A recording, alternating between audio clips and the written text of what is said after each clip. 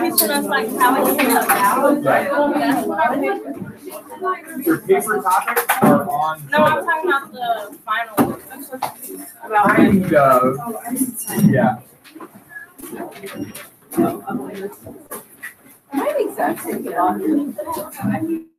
I got reading text for everybody.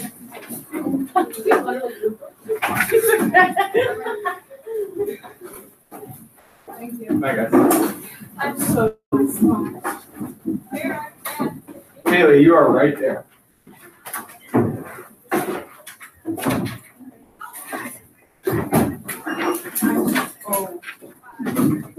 What is this? I don't have any notes. Okay.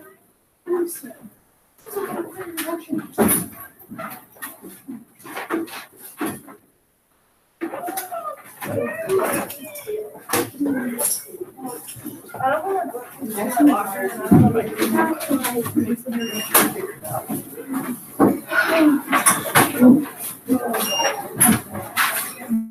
All right, take it away, Phoenix. I read sometimes. Yeah, you just stare at it and it doesn't register. Hey guys, shouldn't be any talking.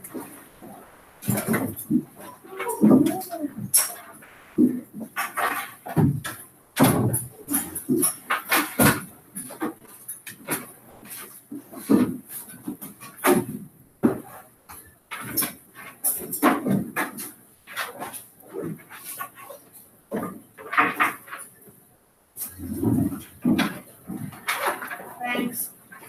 I talked to the other and I got to say about that. You say something. That's all. I should be this.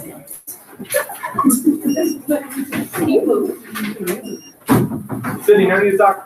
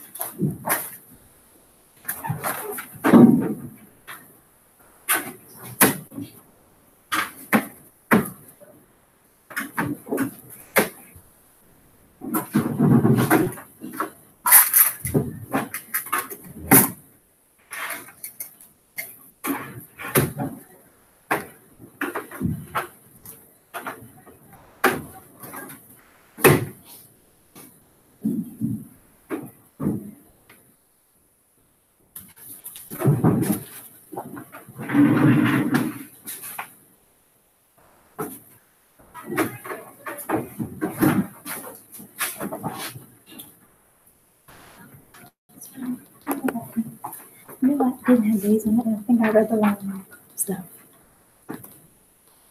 So it's this. Okay.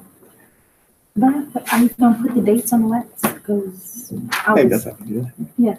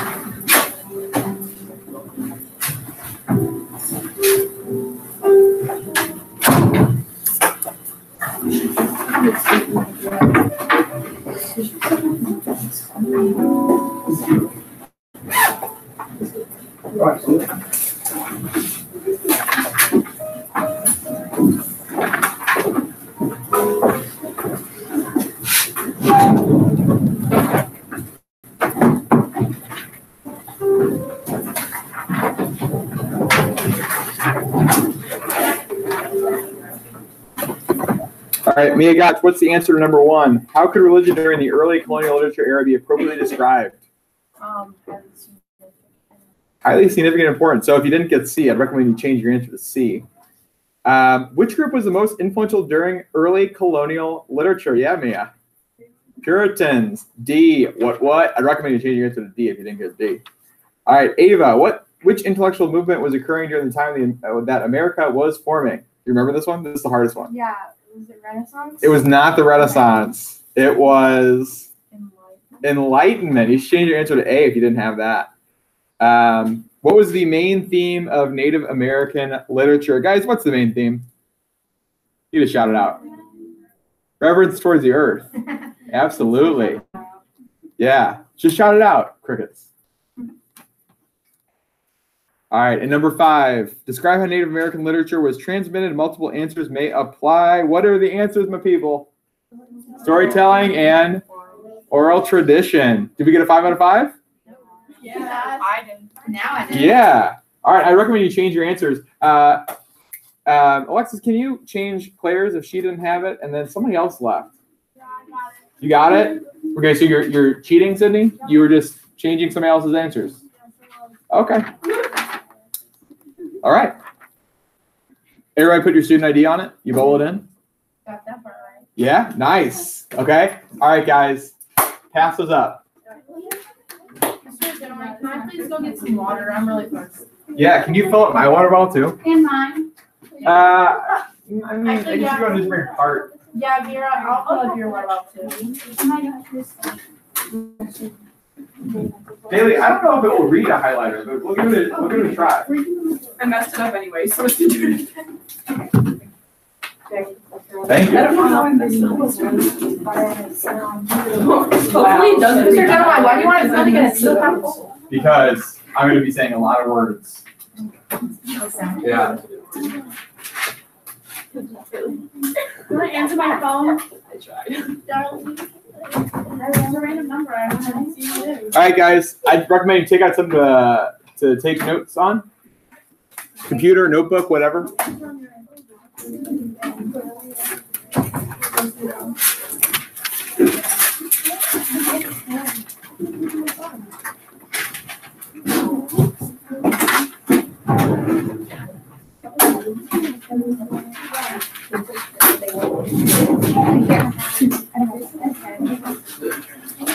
Before I forget, guys, you're going to turn in your syllabus at the end of class. When you're walking out, just hand it to me, put it on my desk, whatever.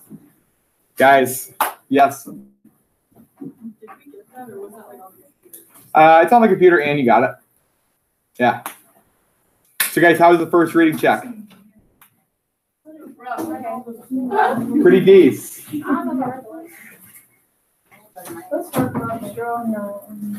Claire, did you put a pinch of lemon in here? I would prefer like a pinch of lemon, maybe some lime juice as well. Should we write that down? No, it's okay. I've already taken off points for your final grade. It's cool. Oh, did you write that down? I'm going to tell you how this is going to operate. So, guys, here's the deal. Last year, I taught American Lit. And, guys, let me tell you, it was lit when I taught it. Okay? It was literally lit. It wasn't comp. It was lit. Okay? And at the end of the semester, you know that you do the teacher evaluation.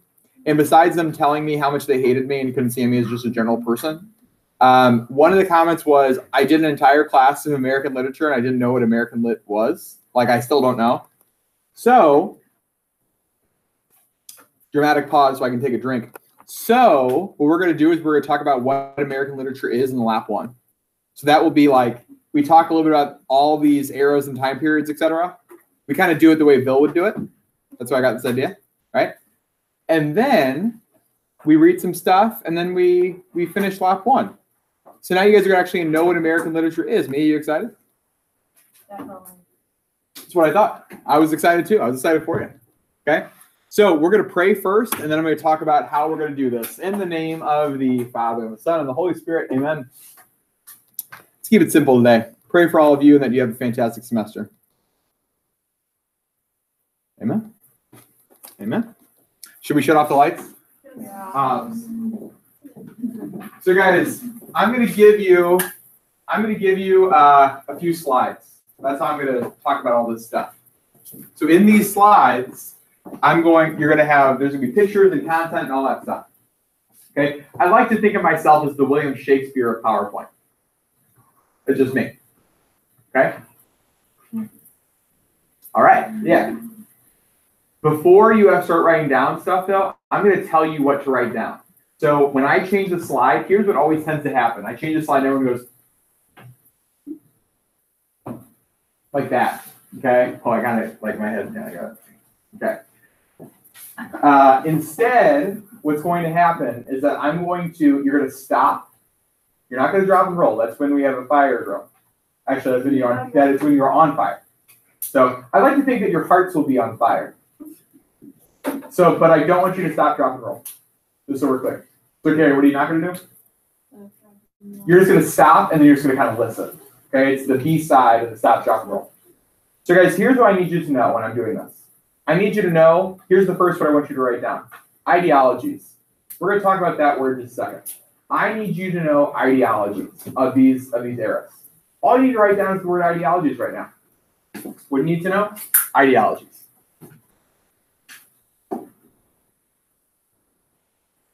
The second thing I want you to know is dates. Now, I'm not saying so you can write that down. Number 2, dates. What I'm not saying is I need you to know the Elizabethan eras from 1558 to 1602, the post-Elizabethan eras from 1602 to 1642. Oh, I don't need you to know that. I need you to know the general time frame. If you get specific, fantastic.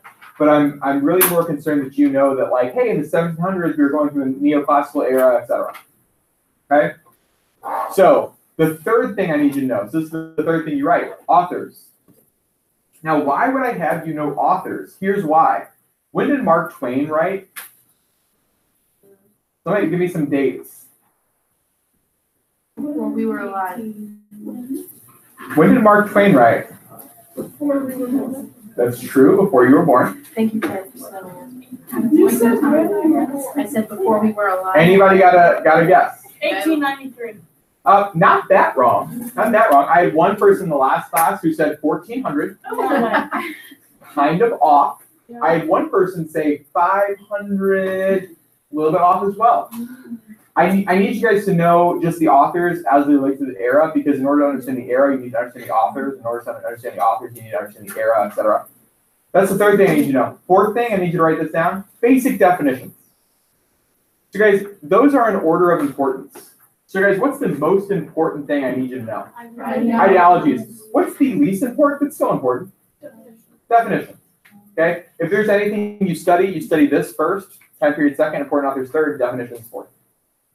So that's what you need to know. Now, what is an ideology? Anybody ever heard this word? Anybody raise your hand and tell me if you ever heard this word. Okay, Claire's heard it. Kaylee's heard it. Sydney has heard it. She's halfway raised. Okay? What does it mean? What does that word mean? Sydney, what do you got? It's if you follow a different religion than where you are believes. So say, I don't know, if we only believe in Christianity, it'd be like me being Jewish. That's a part. Okay, you're getting somewhere with this. Anything else to add? No. Tell us the answer. Okay, here's what an ideology is. It's basically what Sydney said. It's a system of beliefs, and it affects society. Okay? So if you want to write down the actual definition, system of ideas that forms the basis of society. That's what an ideology is. In other words, ideologies are like a set of ideas, a set of ideas that form how we view things. So think about this, guys. I was watching your favorite show and mine. Everyone knows what I'm talking about, right? No. Definitely not Grey's Anatomy. I was watching Boy Meets World. Oh, As you do. By the way, in the last class, a student said, "Why are you watching that show?" And I said, "When was that show done?" She was like, and I said, 1992. Okay, why are you watching that show? That's right. He was so proud of that. Yeah. Okay. So I was watching Boy Meets World. And Sean Hunter, your friend and mine, Sean Hunter was in this fight with a bully. And the bully ends up like pushing him around and saying something along the lines of like, "Oh, you must not know that you're gay." Okay, now think about this. This is an episode from 1995. Would that ever air now? No. No, absolutely not. And we're thankful that it doesn't. Why would it not air? Things have changed. Like in what way, Darlene? I think you were saying something. In what way, like, why wouldn't that air now? Yeah, it's like this quote was said to Sean Hunter as like a derogatory insult. But now the world has changed that, like, rightfully so. It's like, oh, that's not an insult. It's just it's people don't say that in an insulting way anymore because times have changed, you know? Like when I was teaching at the SMET, I used to hear a word that still like bothers me to my very core. It starts with an F, it ends in a T, and it's 6 letters long. I heard that word. I heard that word a lot when I was a student there from 2006, 2010. Oh. I heard that word a lot. I taught there in 2014. In an entire year, I did not hear that word one time. I never heard that word. Why? Well, because times, rightfully so, have changed, and people have realized how offensive that word really is. So our ideology of society has made it so that that vocabulary is no longer acceptable. In 1995, the executive producer of Boy Meets World says, "Oh yeah, let's throw that in. That will be funny." That would never fly today, and rightfully so that wouldn't fly. In 2006, 2010, I was at the SMET, and I heard that terrible word all the time being said among like friends, enemies, etc. And I never heard it again in 2014. That's because the times have changed. The ideologies of our society have changed. Now think about this, guys. If a celebrity writes a homophobic or a racist tweet, what would happen to that celebrity? They what? They get serious hate. Okay, they get trolled. I don't really know. I never really knew what that meant. But most likely, like think about I think Roseanne Barr. Yeah, well, Claire's expression says it all. Like her show, like a few weeks after it started up again, her show got canceled. Okay, Claire, why? Because she made a horrible comment on Twitter. She made a horrible comment on Twitter. If I remember correctly, it was a racist comment. Okay. Now, what do you say? I want to hear it. Oh, I mean, absolutely. Yeah. If anybody does want to hear it, I'm sure that you could look it up. But she made this terrible, terrible racist comment. Now think about this. Our society in 2019, we shut that down so quickly. And a lot of it is due to you guys, okay? Because our society has changed, and you guys are like the founding, not founding members, but you guys are like the ultimate members of like who are driving this change. But like 50 years ago, if Twitter existed, Roseanne might not have had the backlash. Why? Because the ideologies of society have changed. Think about this. Twitter, that's a form of literature. So I bet you that the way that people tweet over the last 10 years has changed. They've gotten more inclusive, rightfully so. It's great. Okay? But the ideology of society changed, and that finds its way into literature. So just like how you guys like start like a fad or a trend or something, and it finds its way into social media, all these ideologies find their way into literature. Am I right, my peeps? Yeah. Guys, what are you doing? Oh, I mean, you can look it up on your own time. It's really not like, yeah. Well, I mean, I would hope so, but someone has it. She mentioned it. Yeah. I don't know what she said. Yeah. Wait, why was her show originally canceled? She said it. I mean, it just took it like it was on for a while. So guys, ideologies change the way that our society functions, and in turn, it changes our literature. So if we were going to look at, don't write this down. See, oh, good. Thank you. Okay. If we were going to look at this American literature idea, it has 4 distinct phases. Now I know what you guys might be thinking. Mr. Gentleman, tell me more about the 4 distinct phases. We'll get there. Okay? But think about this. Guys, the how is the early 2000s different from now? Things that Things that have changed. Music. Yeah, Okay. Music has changed. Technology has changed. Social media has changed. Okay? When people are meaner. I second that. Yeah. But guys, think about this. Just like how you have seen changes in society in your lifetime, if we take a look at all of American literature, we've seen changes there as well. Just like how like 10 years ago, MySpace used to be a thing, and now it's not really a thing. Yeah, well, just like how 10 years ago, MySpace used to be a thing, and now it's not really a thing, and that changes the way that we interact with each other, that finds its way into literature. So there's early literature, there's American Romanticism, there's realism, there's modernism. We're going to talk about all this stuff one day at a time, okay? I know, guys, we got a long time before we learn about modernism. You're just going to have to learn how to sleep at night. Like on the edge of your chair. I get it. I get it. Jaden, I get it. Okay? I know that it's tough being in this class knowing there's so much great content that we have to cover and that we can't do it all in one day. So here's what I'm thinking. I know. We never go to any other classes. We just stay in here and learn about American life. What do you guys think? Honestly, Yeah. Okay. Wait, that's Yeah, Claire. Actually, yeah. What is like time area are we now for writing? Like, what's the name of it? We haven't. Oh, good question. Hold on. Dramatic sneeze coming up, I think. Bless you. Yeah. Not gonna happen. I think I got it. Okay. So Claire asks, darling, Claire asks, what time period are we in? Because she probably noticed that modernism ends in 1945.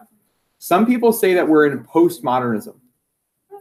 Now, that to me sounds like a cop-out in the sense of like, so is everything has to be postmodernism.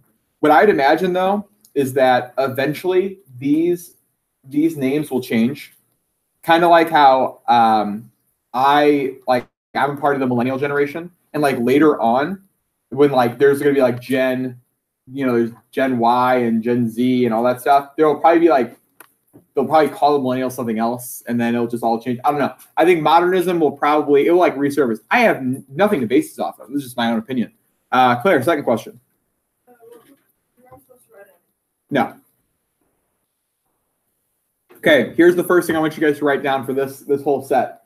So, early colonial literature, 1660 to 1785. What? Yeah, because it's early literature, it's colonial literature. Yeah. So just FYI, no further questions. Okay, I will not be taking questions this time. You guys will just sit down and listen. Okay. I'm recording this class. Yeah, because I have to for students that can't make it. But sometimes I think like if you take this out of context, we're like, wow, Jenna a jerk. He's not even taking questions anymore. Yeah. The only person that can ask questions, Mia Gotch. Okay, so any questions can be directed to her, but you ask me. Okay. So guys, don't write anything else down. I'm just having you write down early colonial 1660 to 1785. Nothing else. As Jade vociferously erases what she just wrote. So, when did Christopher Columbus come over? Oh, who said 16? Oh, ouch, no. When did Christopher Columbus come over? 1492. 1492, okay. So Christopher Columbus comes over to New World. He thought he was in Asia, more specifically. India. I thought he was in India, so that's why they called the Native Americans initially Indians, which I still don't understand why we still use that term. In my opinion, it's somewhat offensive, but that's... Yeah, what do you say, Jane? It kind of bothers me too, because it's kind of like, if you were going to call me like John, you'd be like, oh, your name's John. Like, no, my name's Patrick. Okay, John. Like, all right, cool. So Christopher Columbus comes over, and then around 1660, when like all the colonies really start, is when we start getting like the faintest glimpse of American literature. Now, here's what you need to know about this type of literature. You can bullet these little points down. The first type of literature is based on essentially three things: faith, harshness of life, reason. All these things are like kind of interacting with each other. Faith, harshness of life, and reason. And there's a lot of,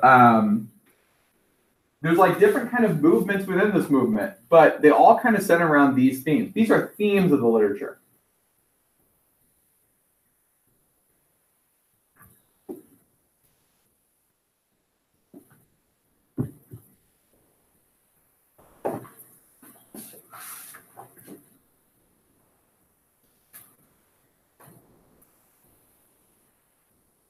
Okay, so within this early colonial literature, guys, who were the people that really came over, and like the Europeans who came over? Like, what religion were they for? Or maybe I shouldn't say what religion. What Christian ideology did they espouse? They were Puritans. Maybe I'll just say they're Puritans. Okay, Puritans come over. Good. Puritans come over. Pilgrims. Okay, the same thing.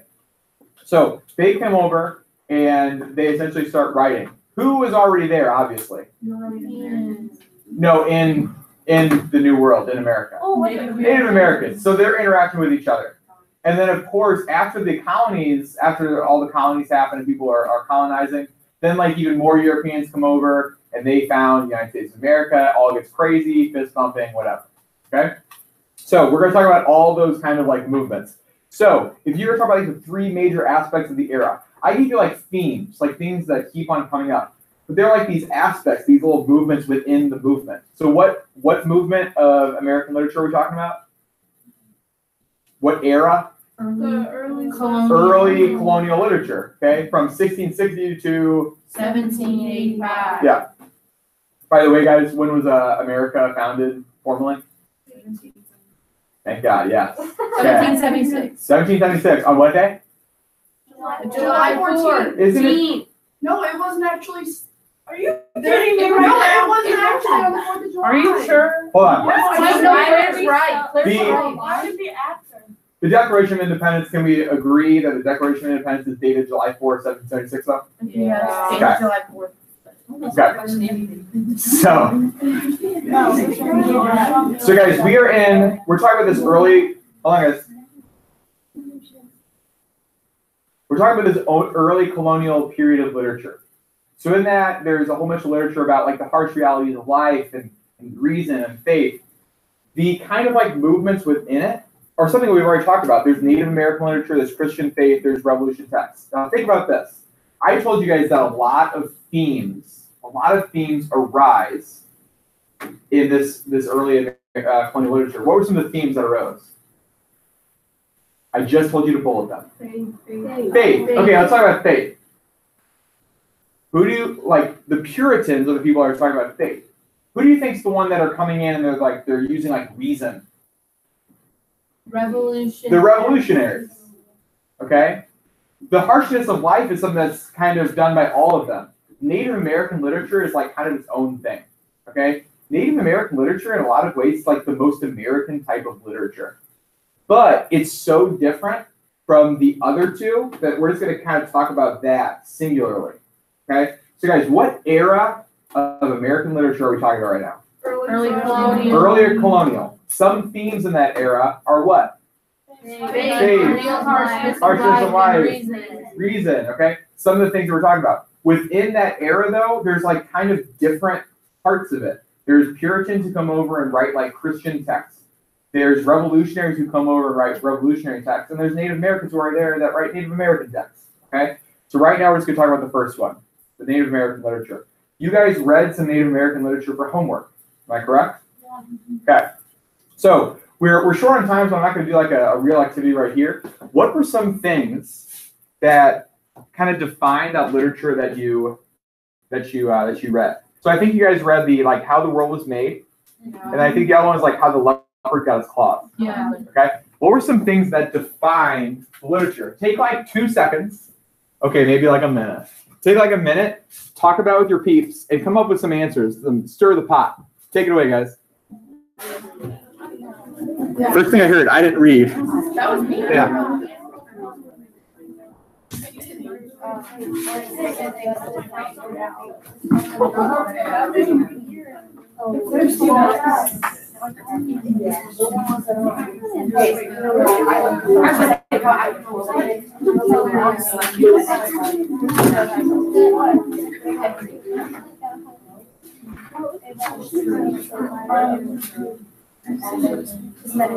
Well, what do you mean?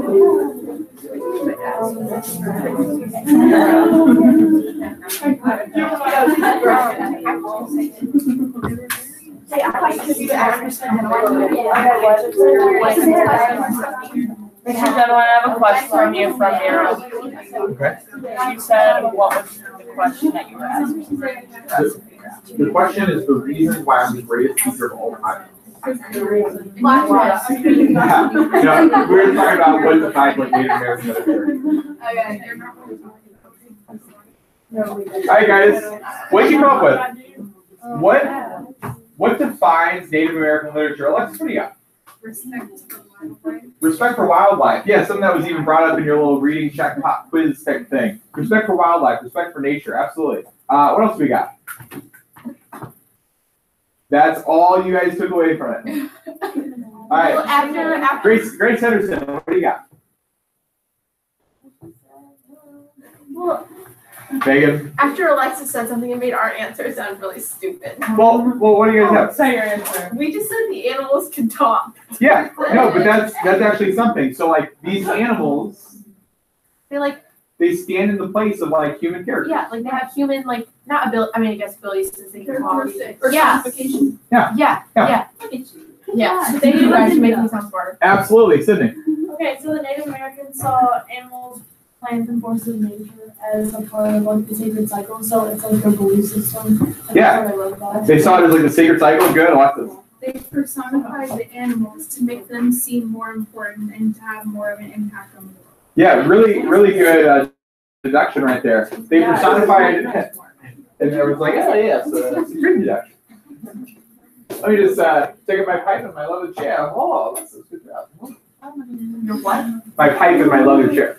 What's a pipe? Like it's Oh, I was like, what? Yeah. I thought you were. like an Abe Lincoln style. Oh, okay, I know what you're talking Yeah. about. Don't laugh at me like that. I was So, anyway. He said no talking. He said no talking yet. Don't sign my question. So yeah, they personified the animals. How else was this structured? Like, what else did you guys get from it? This group, anything you took away from this Native American literature? Think about how the world was made.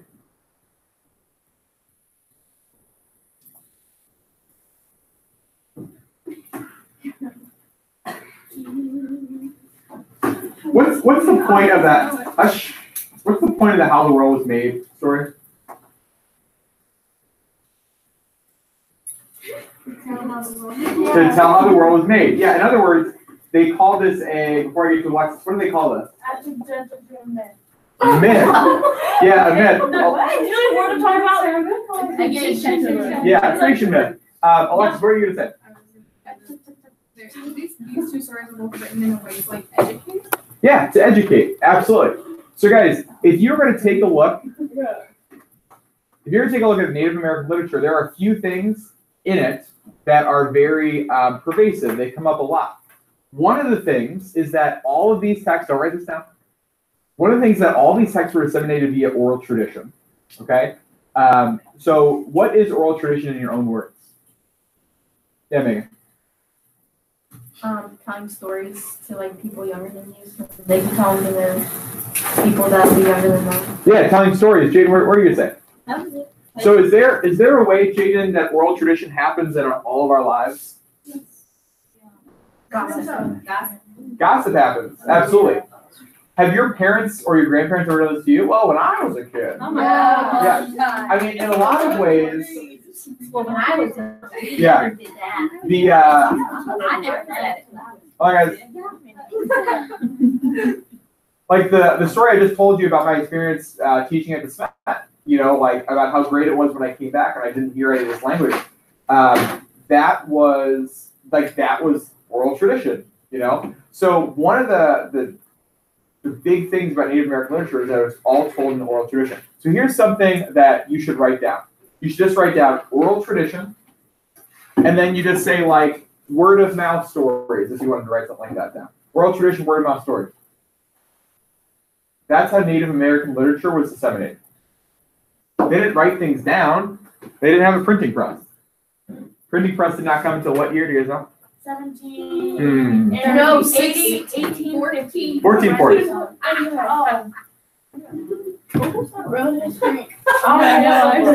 Movable type. So all of this stuff was disseminated via oral tradition. We also talked about this idea, which is the second and maybe third big idea behind Native American literature. The idea of a myth. Don't write this down. Do not write this down. Myth, creation myths. So what is a myth? A myth is essentially like, hey, I'm going to explain to you a phenomenon, a natural phenomenon, by the supernatural. Okay? Are there any myths that happen in like our society today? Like what, Mia? Santa Claus. Santa Claus is a great myth. I didn't even think about that one. Yeah, like, how did all these presents get here? Well, let me tell you.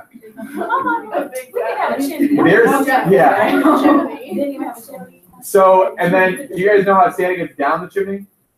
Doesn't he like wrinkle his nose or something?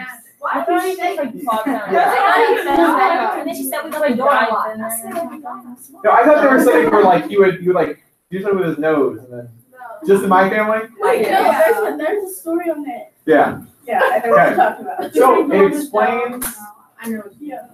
it explains a phenomenon, like a natural phenomenon, how these presents get there, by something supernatural. Some of these myths are creation myths. Guys, in Christianity, what's the creation myth? Oh, is that Adam and Eve? Adam and Eve, Genesis, yeah. So, wait, are we leaving already? Yep. Good? Okay. Well, guys, I'll see you soon. No.